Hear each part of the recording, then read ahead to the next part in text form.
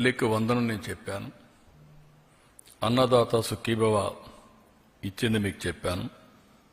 దీపం 3 సిలిండర్లు వాళ్ళు ఏమీ ఇవ్వలేదు.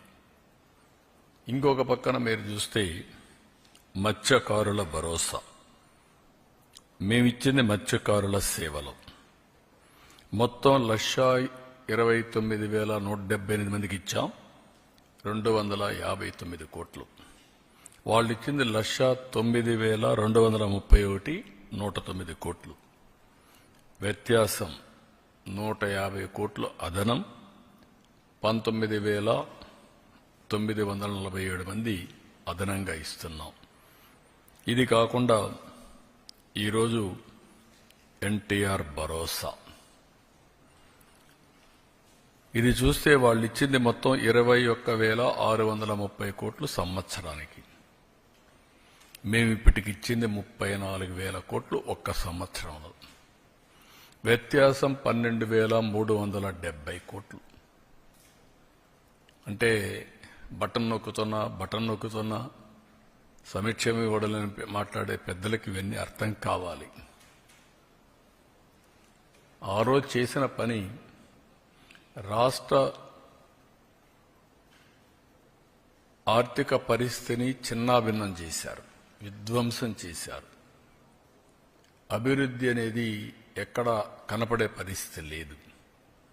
కడాన ఏ పరిస్థితికి వచ్చామంటే విశ్వసనీయత పోయిన తర్వాత ప్రొహిబిషన్ గురించి మాట్లాడిన పెద్దలు ఎక్సైజ్ తాకట్టు పెట్టి మద్యం ఆదాయాన్ని తాకట్టు పెట్టి 25 ఏళ్లకు డబ్బులు తీసుకొచ్చే పరిస్థితికి వచ్చారు.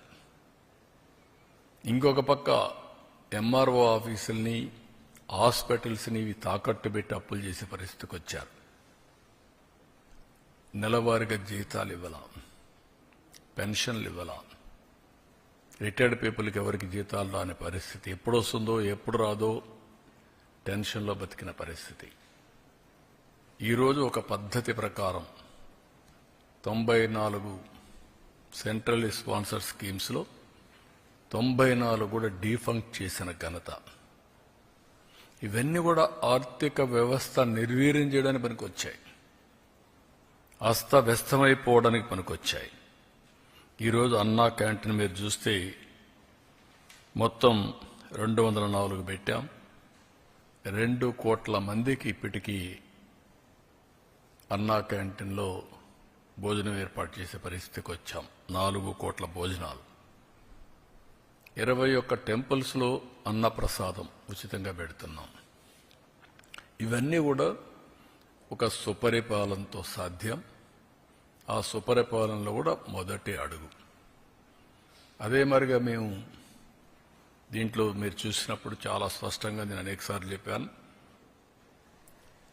వీలైనంత వరకు అన్ని కూడా మేము అనుకున్నట్టుని చేస్తూనే ఒక స్పష్టమైన వైఖరితో భవిష్యత్తులో ముందుకు పోయే కార్యక్రమానికి శ్రీకారం చుట్టాం. 20 లక్షల మంది యువతకు ఉద్యోగాలు ఇవ్వడానికి ఇప్పటికే 9,50,000 కోట్ల రూపాయల పెట్టుబడులు, 8,50,000 మందికి ఉద్యోగాలు, ఇంకా మిగిలినట్టు కూడా ఏమేం చేయాలన్నీ వర్కౌట్ చేస్తున్నాం.